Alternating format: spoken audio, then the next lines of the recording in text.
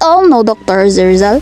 He's one of the Philippines' national hero. He composed a lot of brilliant writings in his lifetime, and those writings awakened the Filipino patriotism and paved the way for Philippine Revolution. It is indeed his writings were the living proofs that the pen is mightier than the sword. Now, we are the Group 3 from BS Math 2-1, and for today's video, we will be discussing the literary works of Dr. Jose Rizal. Before we dig deeper into the literary works of Dr. Jose Protasio Rizal Mercado y Alonzo Rialonda, or also known as Dr. Jose Rizal, let us have a glimpse of some of his historical fun facts and trivias which were related to our topic. Aside from being an ophthalmologist, revolutionary, scientist, a polymath, and the likes, Dr. Jose Rizal is also an author, poet, novelist, and journalist. He's a jack of all trades. That's also why he became one of our national heroes. Since Dr. Jose Rizal grew up in a family with a large library in their home, his love for reading, learning, and perhaps writing made him wrote his very first poem entitled Sa Aking Mga Kababata when he was just 8 years young. Imagine that. Well, Dr. Jose Rizal started his writing career when he was just 8 years old, and as expected, he wrote and owned numerous amount of literary works like poems, novels, essays, and the likes. In his 35 years of existence, Dr. Jose Rizal outnumbered a lot of writers who lived more than 35 years. Completing this many varied works proves that Rizal lived a purposeful life. Dr. Jose Rizal used the pen names Laong Laan and Dimas Salang to cover his real identity from the Spaniards. I've mentioned earlier that Dr. Jose Rizal has a diverse amount of literary works. In this slide, we can see Dr. Jose Rizal had at least 3 novels, 4 plays, comics, 17 poems, 3 musical compositions, 4 speeches and petitions, 9 historical commentaries, 4 letters and petitions, and 49 articles and essays. Let's now move forward to Dr. Jose Rizal's 3 novels. Noli Me Tangere or Touch Me Not. It was published in Germany and was written in Spanish language. It followed the story of Crisostomo Ibarra who came from Europe to study and returned in the Philippines after his 7 years of journey. Well, Noli Me Tangere is the first novel written by Filipino patriot and national hero Dr. Jose P. Rizal in 1887 and published in Germany. The storyline goes detailed with the society of the Philippines during Spanish colonial period and features aristocracy behind poverty and abuse of the Spaniards. In its publication, the novel caused an uproar among Filipino people that also felt Spanish abused.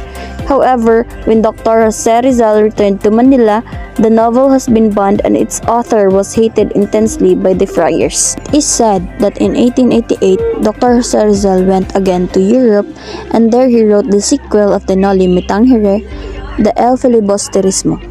It tells the story of Juan Crisostomo Ibarra, whom everyone thought to be already dead, returning to San Diego after 13 long years as a rich jeweler named Simon, who intends to start a revolution against the government. Dr. Jose Rizal wrote this novel in dedication to the 3 martyred priests Mariano Gomez, Jose Burgos, and Jacinto Zamora, or popularly known as the Gamborza priests, expressing conviction that their treatment and deaths at the hands of the Spanish authorities was unjust. Like the first novel, it was also banned in some parts of the Philippines as a result of their portrayals of the Spanish government's abuses and corruptions. Both of Rizal's novels had a profound effect on Philippine society in terms of views about a national identity, the Catholic faith, and its influence on the Filipinos' choice, and the government's issues in corruption, abuse of power, and discrimination. And on a larger scale, issues related to the effect of colonization on people's lives and the cost for independence. Later on, these 2 novels indirectly became the inspiration to start the Philippine Revolution. However, these novels, along with Rizal's involvement in organizations that aimed to address and reform the Spanish system and its issues, led Rizal to his exile to Dapitan and eventual execution. The third and the unfinished novel of Dr. Jose Rizal was Makamisa. Makamisa, or in English, After Mass. It was written and started by Dr. Jose Rizal during his stay in Hong Kong 1892. It is not the actual title of the unfinished novel. It is only a single chapter. as the novel only has one chapter and runs for 10 pages. Dr. Rizal began the book in Tagalog and gave the first chapter the title Makamisa. Later on, Dr. Rizal started anew, writing the manuscript in Spanish because he admitted that he was forgetting Tagalog a little as he don't speak it with anyone when he was in Hong Kong. The Makamisa centers around the ill-mannered Padre Agaton, curate of the town. This unfinished third novel was found in 2 texts left by the hero. The novel was thought unfinished as it ended with the sentence sapagkat nabalitang nasampal si Aling Anday ay wala man din silang. In English, although it was rumored that Aunt Anday received slaps of her face, they still do not have. Ambeth Ocampo, a historian who found the original manuscript, reconstructed this draft and translated it into a rich and full narrative now known as the Makamisa. Now let's jump into the plays written by Dr. Jose Rizal. El Consejo de los Dioses, or The Council of the Gods. It is a play written in Spanish by Filipino writer and national hero Dr. Jose Rizal. It was first published in 1880 in Manila by the Liceo Artístico Literario de Manila in 1880, and later by La Solidaridad in 1883. El Consejo de los Dioses was written by Rizal when he was just only 19 years old, and reveals the humanistic education of the Philippines at that time and his answer to scholasticism. The play exposes how an Asian teenager looked into the cultural elements of the Western humanistic tradition, overcoming not only its formalism but at the same time laying the foundations for an effort towards self-knowledge. Depicting Olympian deities discussing Western literary standards, it becomes a reference text of literary criticisms in the Philippines. Rizal further explores the true meaning of human desire for knowledge and designs the guidelines for a Filipino speculative thought. The play won the first prize award in an 1880 to 1881 literary contest commemorating the death of Cervantes, sponsored by the Liceo Artístico Literario de Manila, con El Recuerdo del Pasado intro en El Porvenir. In English, I enter the future remembering the past, was Rizal's epigraph for the award. Even though Dr. Jose Rizal was a student of University of Santo Tomas, the Jesuits of Ateneo, whom he remained close with after completing his studies there, requested him to contribute to the festivities in honor of La Immaculada Concepcion. It was that request that he wrote the one-act play Junto al Pasig, or in English, Along the Pasig or Besides the Pasig. It is a one-act zarzuela in Spanish and was staged by the Academy of Spanish Literature members on December 8, 1880. Dr. Jose Rizal wrote it to honor Nuestra Señora de la Paz y Buen Viaje de Antipolo, Our Lady of Peace and Good Voyage. This one-act play, which shows a sensitive issue in religion and spirituality, Catholicism versus paganism. Play's theme revolves on Christianity, innocence against evil, and paganism. The play basically poses questions related with what Christians believe. In observance of the Virgin's Fest, during Rizal's time, the town folks were used to carry the image of the Virgin of Antipolo during a solemn procession through the Pasig River. San Eustaquio Martir, in English, Saint Eustache the Martyr. Father Francisco de Paula Sanchez, Rizal's favorite professor when he's still studying in Ateneo, encouraged him to write a theatrical piece or drama based on the prose story of Saint Eustache the Martyr. Then, Rizal accepted his favorite teacher's request to spend his summer vacation in 1876 writing and conceptualizing the poetic verses of the prose story. The piece was completed on June 2, 1876. This play was obviously based on the legend of Saint Eustache, also known as Placidus, a Christian martyr. Eustache lived in the 2nd century Anno Domini and was known for his faith and valor, a Roman general prior to his conversion as a Christian. The then known as Placidus saw Jesus in a vision while he was hunting a stag in Tivoli near Rome. Because of that, he and his family immediately converted themselves to Christianity, and so he had the name Eustache. He experienced various trials which tested his faith. He lost his wealth as they were stolen, his servants were plagued, his wife Theopista was kidnapped by the captain of the ship where they had the voyage. Then, While crossing the river with his sons Agapios and Theopestus, the sons were taken by a lion and a wolf. But these incidents, however, did not make Eustache lose his faith, even when he was forced to sacrifice for the pagan gods. He refused and so was sentenced to death by Hadrian, the emperor, by roasting inside a bronze statue of a bull in Anno Domini 118. Por telefono, in English, by phone. The play discusses social issues and plans for the Philippines by two friars. It was published in 1889 as a reply to a friar named Father Salvador Font in connection to his discrimination about Noli Me Tangere and for initiating the banning of Noli in the fall of 1889. The first pamphlet was printed in Barcelona under the authorship of Dimas Salang. This was a witty satire authored by Dimas Salang, one of Dr. Rizal's pen names, ridiculing the Catholic monk Font. Font was one of the priests who masterminded the banning of the Noli Me Tangere.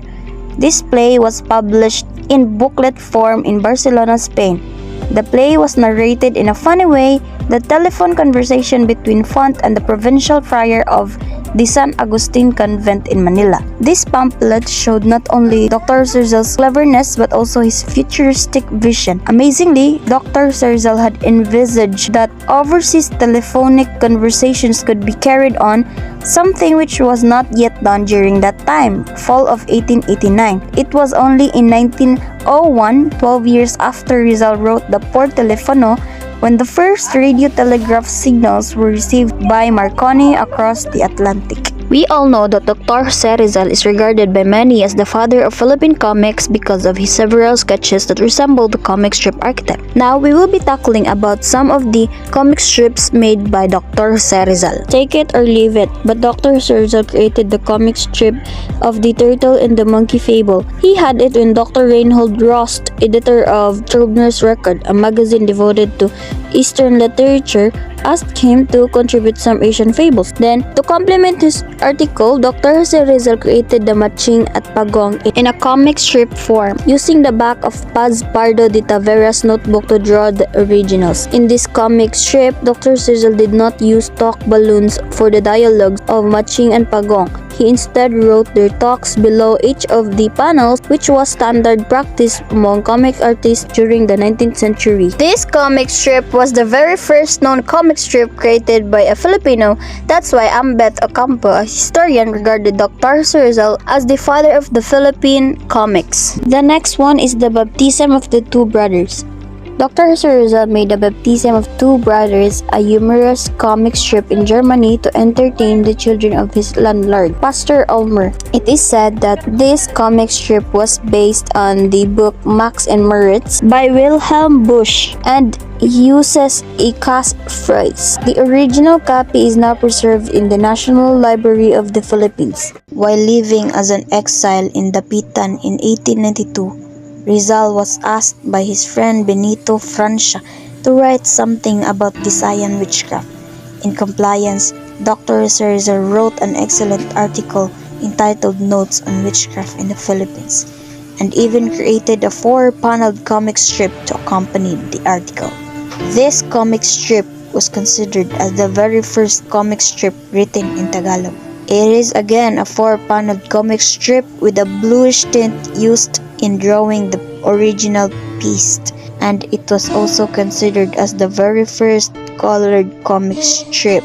Now let's move forward to the articles and essays made by Dr. Rizal. Dr. Rizal's articles and essays. One of his articles is El Amor Patrio, or The Love of Country. This was the first article Rizal wrote in Spanish Sol. Written the summer of 1882, it was published in Diaryong Tagalog in August. He used the pen name Laong Laan as byline for this article as he sent it to Marcelo H. del Pilar for Tagalog translation. During the Spanish colonization and reign over the Philippine island, the article aimed to establish nationalism and patriotism among the natives. Rizal extended his call for the love of country to his fellow compatriots in Spain. He believed that nationalism should be exercised anywhere a person is. Next is Verdades Nuevas, New Facts or New Truths. In this article, dated July 31, 1889, Rizal replied to the letter of Vicente Belloc Sanchez, which was published on July 4, 1889 in La Patria, a newspaper in Madrid. Rizal addressed Sanchez's allegation that provision of reforms to the Philippines would devastate the diplomatic role of the Catholic friars. Next is La Verdad para Todos, The Truth for All, published in La Solidaridad on May 31, 1889. Rizal wrote this article to defend the native Filipinos from the insulting remarks of the Spaniards. These remarks were published in Manila newspaper with the article entitled The Petition and the Authorities in the Philippines. Jose Rizal aimed to analyze the background of such accusation in this article. This long article entitled The Petition and the Authorities in the Philippines were published in a Manila newspaper last March to make it known that the principal citizens of the towns are infamous, plunderers, demoralized, litigious, traitors, with energy of evil, indifferent towards the good, who do not know what to do, nor do they do what they know. Next is Una Profanation, a desecration or a profanation. Published on July 31, 1889, this article mockingly attacked the friars for refusing to give Christian burial to Mariano Herbosa, Rizal's brother-in-law, who died in cholera in May 23, 1889. In the husband of Lucia Rizal, Jose's sister, Herbosa was denied of burial in the Catholic cemetery by the priest. Next is Sobre la Nueva Ortografía de la Lengua Tagala, on the new orthography of the Tagalog language. Rizal expressed here his advocacy of a new spelling in Tagalog. In this article dated April 15, 1890, he laid down the new rules of Tagalog orthography and, with modesty and sincerity, gave the credit for the adoption of this new orthography to Dr. Trinidad H. Pardo de Tavera, author of the celebrated work El Sanscrito en la Lengua Tagala, or Sanskrit in the Tagalog language, published in Paris, 1884. Put this on record, wrote Rizal, so that when the history of this orthography is traced, which is already being adopted, enlighten Tagales, that what is Caesar, given to Caesar. Innovation is due solely to Dr. Pardo de Tavera's studies on Tagalesmo. I was one of its most zealous propagandists.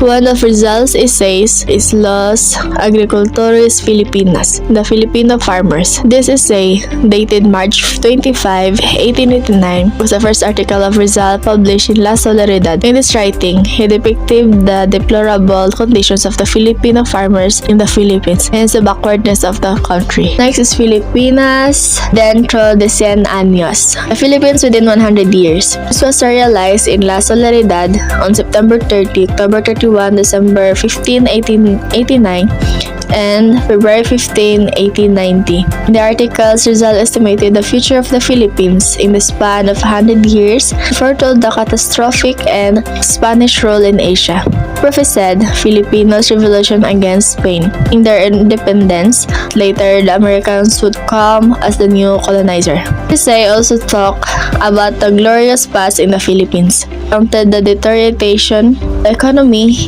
exposed the causes of natives suffering under the cruel Spanish rule. Essay, he cautioned Spain as regards imminent downfall of its domination, awakened the minds, the hearts of the Filipinos concerning the operation of the Spaniards, and encouraged them to fight for their rights. Part of the essays reads, "It does not record in its annals lasting domination by one people over another of different races, diverse usage and customs, of opposite and divergent ideas. The two had to yield and succumb. Philippines had regained its long-awaited democracy and liberty some years after Rizal's death." It's the realization of what the hero envisioned in this essay.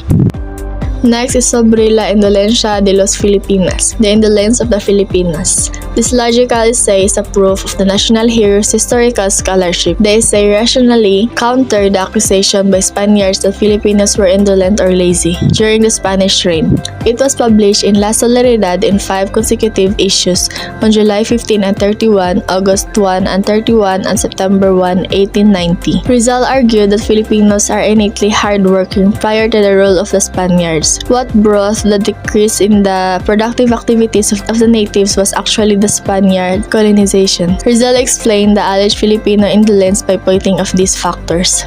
First, the galleon trade destroyed the previous links of the Philippines with other countries in Asia and the Middle East, thereby eradicating small local businesses and handicraft industries.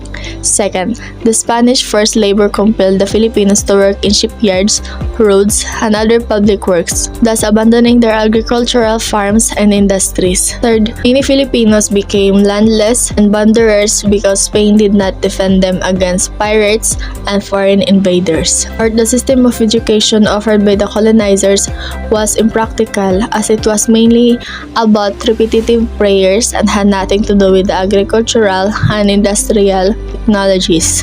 The Spaniards were a bad example as negligent officials would come in late and leave early in the offices, and Spanish women were always followed by servants. Sixth, gambling like cockfights was established, promoted, and explicitly practiced by Spanish government officials and friars themselves, especially during feast days. Seventh, crook system of religion discouraged the natives to work hard by teaching that it is easier for a poor man to enter heaven. Last, the very high taxes were discouraging as a big part of natives' earnings would only go to the officials and friars. Moreover, Rizal explained that Filipinos were just wise in their level of work under tropical climate. Explained, island works is not a good thing in tropical countries as it would be parallel to death, destruction, annihilation. They concluded that natives' supposed indolence was an end product of the Spaniards' colonization.